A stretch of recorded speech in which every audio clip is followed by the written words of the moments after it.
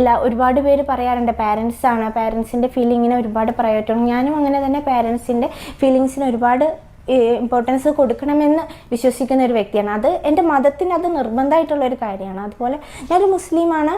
ഞാൻ മുസ്ലിം ആവാനായിട്ടാണ് ഞാൻ ഇത്ര വർഷമായിട്ട് നിന്നിട്ടുള്ളത്. ഹായ് ഫ്രണ്ട്സ്, അസ്സലാമു അലൈക്കും. Welcome to my YouTube channel.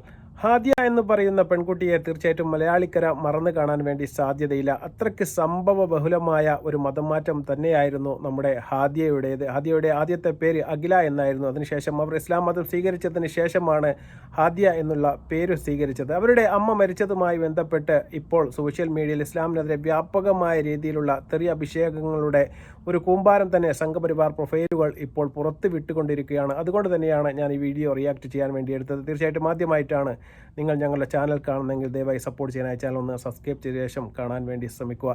ഈ ഹാദിയ എന്ന് പറയുന്ന പെൺകുട്ടി കൊല്ലത്താണ് താമസിക്കുന്നത്. അവരുടെ അച്ഛൻ്റെ പേര് അശോകൻ എന്നാണ്. അവരുടെ അമ്മ ഈ അടുത്തിടെ മരണപ്പെടുകയും ഉണ്ടായി. ഇതിൻ്റെ മുന്നേ അവർ പഠിക്കുന്ന കാലത്ത്, ഡോക്ടറേറ്റിന് പഠിക്കുന്ന കാലത്ത് അവരുടെ സഹപാഠികളിൽ നിന്നും മറ്റും ഇസ്ലാമിനെക്കുറിച്ച് കൂടുതൽ മനസ്സിലാക്കാനും അതിൻ്റെ സൗന്ദര്യവും അതിൻ്റെ ആയവുമെല്ലാം മനസ്സിലാക്കിയതിന് ശേഷം ഇസ്ലാം മതം സ്വീകരിക്കുകയുമാണ് ചെയ്തത്. അതിനുശേഷം അവർ ഷെഫിൻ എന്ന് പറയുന്ന ഒരു ഇസ്ലാം മത വിശ്വാസിയുമായി വിവാഹത്തിൽ ഏർപ്പെടുന്നു. അത് ലവ് ജിഹാദ് ആണ് എന്ന് പറഞ്ഞുകൊണ്ട് വീട്ടുകാർ അവരെ വീട്ടുതടങ്കലിലാക്കുന്നു. അതിനുശേഷം വ്യാപകമായ പ്രതിഷേധങ്ങളും പ്രശ്നങ്ങളും മടിയും പിടിയും എല്ലാം ഉണ്ടാകുന്നു. അവസാനം കേസ് ഹൈക്കോടതി വിട്ട് സുപ്രീം കോടതിയിലേക്ക് പോകുന്നു. സുപ്രീം കോടതി അവസാനം അവർക്ക് ഒന്നിച്ച് ജീവിക്കാനുള്ള നിയമം അതുപോലെ തന്നെ സുരക്ഷയും എല്ലാം ഒരുക്കുന്നു. അങ്ങനെയാണ് ഷെഫിനുമായിട്ട് ആദ്യ വിവാഹം ഉണ്ടാവുന്നത്. ആ സമയത്ത് നമ്മുടെ ഹാദിയ പറഞ്ഞിരുന്നു, ഞാൻ എൻ്റെ സ്വന്തം ഇഷ്ടപ്രകാരമാണ് ഇസ്ലാം മതം സ്വീകരിക്കുന്നത് എന്നും ഞാനിവിടെ വളരെ സേഫാണ് എന്നും ഇതിനെ ആയത്തിൽ മനസ്സിലാക്കിയ ശേഷം ഞാൻ ഇസ്ലാം മതത്തിലേക്ക് പ്രവേശിക്കുകയായിരുന്നു എന്നെല്ലാം തന്നെ ഹാദിയ തന്നെ മാധ്യമങ്ങൾക്ക് മുമ്പാകെയും അതുപോലെ തന്നെ സുപ്രീം കോടതി ജഡ്ജിക്ക് മുമ്പാകെയും പറഞ്ഞ കാര്യങ്ങളാണ്. എന്നാലും ഇപ്പോഴും അത് കെട്ടടങ്ങിയിട്ടില്ല എന്നുള്ളതാണ്. അവരുടെ അമ്മ മരിച്ച സമയത്ത് പോയില്ല എന്ന് പറഞ്ഞുകൊണ്ടാണ് സംഘപരിവാർ പ്രൊഫൈലുകൾ ഇപ്പോൾ ഇസ്ലാമിനെതിരെ വ്യാപകമായ രീതിയിൽ വൃത്തികെട്ട രീതിയിലുള്ള മെസ്സേജുകൾ പ്രചരിപ്പിച്ചു കൊണ്ടിരിക്കുന്നത്. തീവ്രമായ ഇസ്ലാമിക ചിന്തയുള്ള ആശയങ്ങൾ പ്രചരിപ്പിക്കുന്ന ആൾക്കാർ ഹാദിയെ തടഞ്ഞു വെച്ചിരിക്കുകയാണ്, ജിഹാദികളാണ് തടഞ്ഞു വെച്ചിരിക്കുന്നത് എന്ന രീതിയിലൊക്കെയാണ് നമ്മുടെ ജനൻ TV അടക്കമുള്ള ചാനലുകൾ ഇപ്പോൾ വാർത്ത സംപ്രേഷണം ചെയ്തുകൊണ്ടിരിക്കുന്നത്. നമുക്ക് ആദ്യമായിട്ട് ആ വാർത്ത ഒന്ന് കാണാം. അതിനുശേഷം ഹാദിയ പറയുന്ന കാര്യങ്ങളും തീർച്ചയായിട്ടും നമുക്കൊന്ന് കാണേണ്ടതായിട്ടുണ്ട്. അപ്പോൾ തീർച്ചയായിട്ടും ഇസ്ലാം എത്രമാത്രം അമ്മയ്ക്കും അതുപോലെ തന്നെ ഉമ്മയ്ക്കും അതുപോലെ മാതാവിനും എല്ലാം പരിഗണന നൽകുന്നുണ്ട് എന്ന് നമുക്ക് മനസ്സിലാക്കാൻ വേണ്ടി സാധിക്കും. നമുക്ക് ആദ്യമായിട്ട് ആ വാർത്തയിലേക്കൊന്ന് പോകാം. ഇവിടെ മൃതദേഹം പോലും കാണിക്കാതെ ജിഹാദികൾ. കോട്ടയം വൈക്കത്ത് നിർബന്ധിത മതപരിവർത്തനത്തിനിരയായ ഹാദിയ എന്നറിയപ്പെടുന്ന അഖിലയ്ക്കാണ് ഈ ദുരവസ്ഥയുണ്ടായത്. അഖിലയുടെ അമ്മ പൊന്നമ്മ ഇന്നലെയാണ് മരണപ്പെട്ടത്. ഇന്ന് സംസ്കാര ചടങ്ങിന് എത്തുമെന്ന് അഖില അറിയിച്ചിരുന്നു. എന്നാൽ മകളെ ചടങ്ങിനെത്താൻ ഭർത്താവ് അനുവദിച്ചില്ല എന്ന് പിതാവ് അശോകൻ പറയുന്നു. സംസാരിച്ചായിരുന്നു. അവൾ ഇന്നലത്തെ വിളിച്ചപ്പോൾ ഇന്ന് വരാന്ന് പറഞ്ഞു. ഇന്ന് വിളിച്ചപ്പോഴും വരാന്ന് പറഞ്ഞു. രാവിലെ വിളിച്ചപ്പോ അത് കഴിഞ്ഞപ്പോ അവിടെ ഭർത്താവ് പറഞ്ഞ ഓക്കെ വരാൻ പാടാണ്, അവിടെ വന്നു കഴിഞ്ഞാൽ പ്രശ്ന സ്ഥലങ്ങളാണ്, അതുകൊണ്ട് ഞങ്ങളുടെ വക്കീല് പറഞ്ഞ് പോകണ്ടെന്ന്. നിർബന്ധപൂർവ്വം വിടാത്തതാണെന്നാണ് കരുതുന്നത്. പിന്നെ പിന്നെ എന്താണിത്? അവള് നിരപരാധിയാ, ഇവരാണ് കളിക്കുന്ന മുഴുവനും. മനഃപൂർവ്വം വിടാത്ത. ഇന്ന് ഞങ്ങൾക്ക് ഒരു സമയം ഉണ്ടായിരുന്നു വിളിച്ച് വരുമെന്നുള്ളത്. അപ്പൊ ആ സമയത്തിന് മുമ്പേ ഞങ്ങൾ വിളിച്ച് കൺഫേം ചെയ്ത് എങ്ങനെയാ വെച്ച് അച്ചായി അവിടെ ഫോൺ അവിടെ ഭർത്താവ്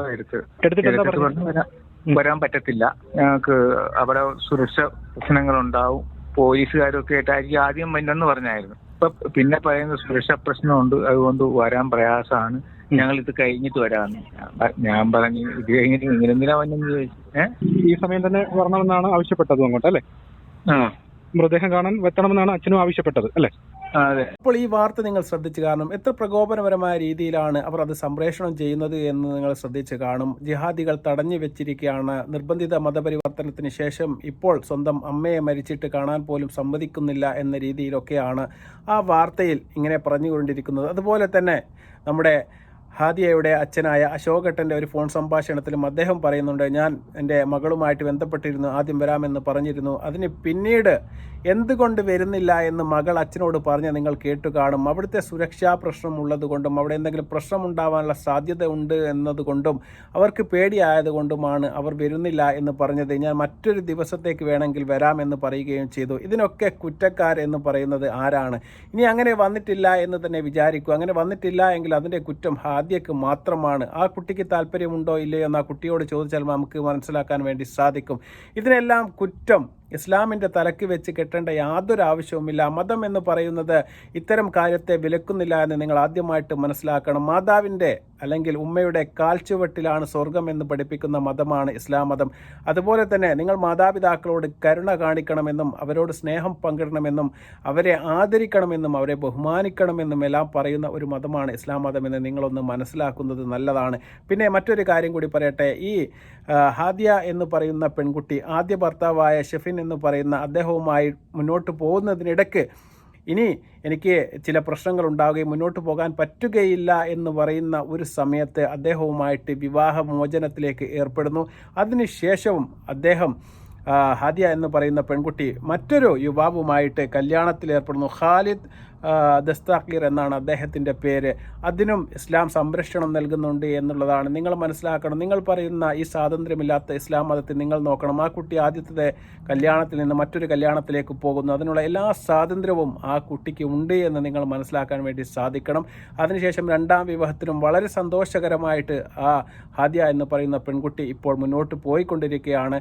അതൊക്കെ അവരുടെ വ്യക്തിപരമായ കാര്യമാണ്. അതിലൊന്നും തന്നെ മതം ഇടപെടുന്നില്ല എന്ന് നിങ്ങൾ മനസ്സിലാക്കണം. അതിനെല്ലാം സംരക്ഷണം ഏർപ്പെടുത്തുകയാണ് ഇസ്ലാം മതം എന്നുള്ളത് കൂടി ഇത്തരം ആൾക്കാരൊന്ന് മനസ്സിലാക്കി വെക്കുന്നത് നല്ലതാണ്. പിന്നെ മാതാവിനെ പരിചരിക്കുന്നതിനെ പറ്റിയും അവരുടെ സ്നേഹം പങ്കിടുന്നതിനെ പറ്റിയും ഇസ്ലാം എന്താണ് പഠിപ്പിക്കുന്നത് എന്ന് വളരെ വ്യക്തമായിട്ട് ഹാദിയ തന്നെ പറയുന്ന ഒരു ഇൻ്റർവ്യൂ ഉണ്ട്. നമുക്കിടയിലെ ചെറിയൊരു ഭാഗം നമുക്കൊന്ന് കാണാം. ഞാൻ വീണ്ടും വിവാഹിതയാണ്.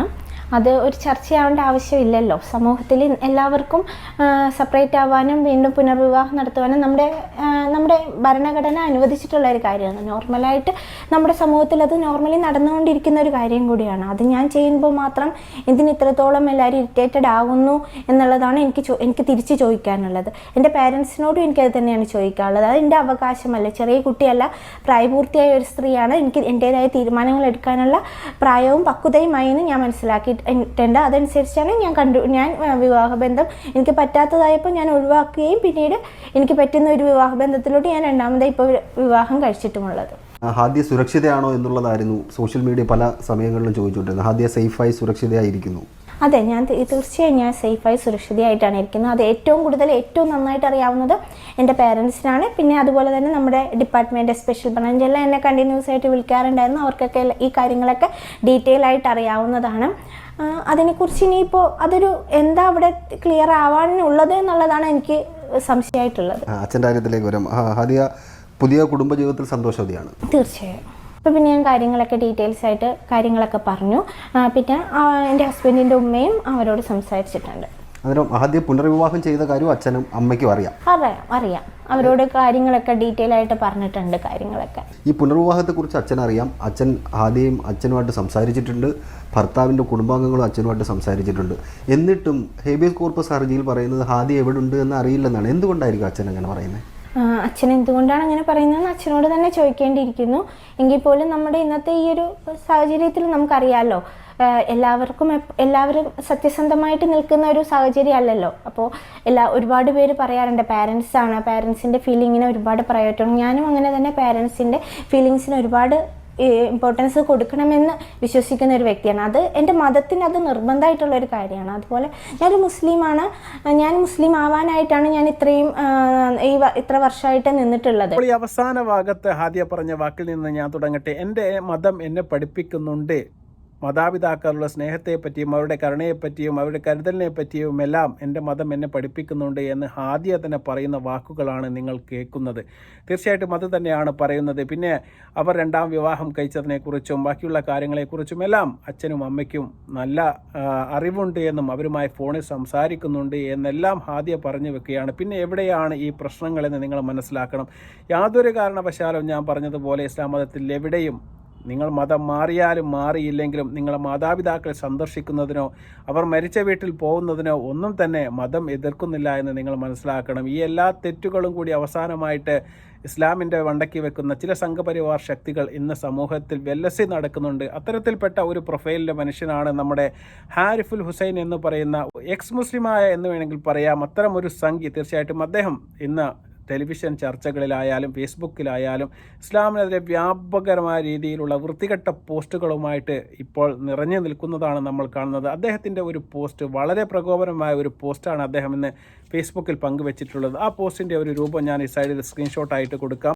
അദ്ദേഹം പറയുകയാണ്, ആണായ സ്വന്തം ബാപ്പ മരിച്ചാൽ ഭർത്താവ് അനുവദിച്ചാൽ മാത്രമാണ് ഭാര്യയ്ക്ക് സ്വന്തം വീട്ടിൽ പോകാനുള്ള അവകാശമുള്ളൂ. പിന്നെയാണ് പെണ്ണായ വെറും അമ്മ, അതാണ് ഇസ്ലാം. അടിമത്തമാണ് ഇസ്ലാം, കീയൊതുങ്ങലാണ് ഇസ്ലാം, അതാണ് ആ മതത്തെ പേപ്പട്ടി മതമാക്കുന്നത്. ആ അമ്മയ്ക്ക് ആദരാഞ്ജലികൾ. ഇങ്ങനത്തെ ഒരു പോസ്റ്റാണ് നമ്മുടെ ഹാരിഫ് ഹുസൈൻ, ആ വൃത്തികെട്ട സംഘപരിവാർ ശക്തികളിൽ നിന്ന് അച്ചാരം വാങ്ങിക്കൊണ്ട് നിരന്തരമായിട്ട് ഇസ്ലാമിനെതിരെ പോസ്റ്റുകൾ ഇറക്കുന്ന ഒരു മനുഷ്യനാണ് ഇദ്ദേഹം. ഇദ്ദേഹത്തിനൊന്നും ശരിക്കും നമ്മൾ മറുപടി പറയേണ്ട യാതൊരു ആവശ്യവുമുണ്ട് എന്ന് തോന്നുന്നില്ല. കാരണം ഇന്ന് കേരളത്തിലെ എല്ലാ മലയാളികൾക്കും സുപരിചിതമായ ഒരു വൃത്തികെട്ട മുഖത്തിൻ്റെ ഉടമയാണ് ഇദ്ദേഹം.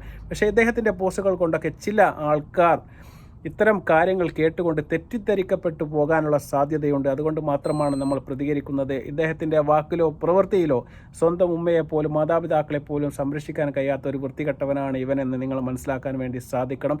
ഇദ്ദേഹം, ഞാൻ പറഞ്ഞതുപോലെ തന്നെ, എവിടുന്നോ അദ്ദേഹത്തിൻ്റെ വയറ് നിറക്കണമെങ്കിൽ തീർച്ചയായിട്ടും എല്ലാ ദിവസവും ഇസ്ലാമിനെ പറ്റിയും മുസ്ലിമിനെ പറ്റിയും 2 തെറി പറഞ്ഞാൽ മാത്രമേ അദ്ദേഹത്തിന് സ്വീകാര്യതയുള്ളൂ, അദ്ദേഹത്തിന് ചർച്ചയിൽ പങ്കെടുക്കാൻ വേണ്ടി സാധിക്കുകയുള്ളൂ.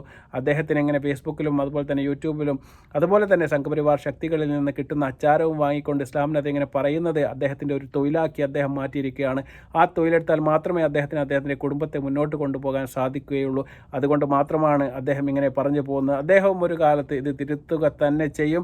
ഇതിൻ്റെ എല്ലാ ഭംഗിയും മനസ്സിലാക്കിക്കൊണ്ട് അവസാനം അദ്ദേഹവും ഇസ്ലാം മതത്തിലേക്ക് തിരിച്ചു വരുമെന്നുള്ള ശുഭപ്രതീക്ഷയിലാണ് ഞാൻ വീഡിയോ അവസാനിപ്പിക്കുന്നത്. വീണ്ടും നിങ്ങളുടെ വിലയേറിയ അഭിപ്രായങ്ങൾ തീർച്ചയായിട്ടും നിങ്ങൾ കമൻറ്റായി രേഖപ്പെടുത്തണം. ഈ ഹാദിയ എന്ന് പറയുന്ന പെൺകുട്ടി ഇപ്പോഴും വളരെ സുരക്ഷിതമായിട്ട് ഇസ്ലാം ആയിക്കൊണ്ട് തന്നെയാണ് ജീവിച്ച് മുന്നോട്ട് പോകുന്നത്. ആദ്യത്തെ വിവാഹം കഴിഞ്ഞതിന് ശേഷം 2ാമതൊരു വിവാഹം കഴിച്ചു. ഈ വിവാഹവും ഇപ്പോൾ വേർപെട്ടു എന്നൊക്കെ സംഘപരിവാർ ശക്തികൾ പറഞ്ഞു പരത്തിക്കൊണ്ടിരിക്കുകയാണ്. എന്താണെന്നതിൻ്റെ സത്യാവസ്ഥ നമുക്കറിയില്ല. തീർച്ചയായിട്ടും നിങ്ങൾക്കറിയാൻ തീർച്ചയായിട്ടും നിങ്ങൾ കമൻറ്റായി രേഖപ്പെടുത്തുക. മറ്റൊരു വീഡിയോയുമായി വരുന്നതുവരെ ബൈ.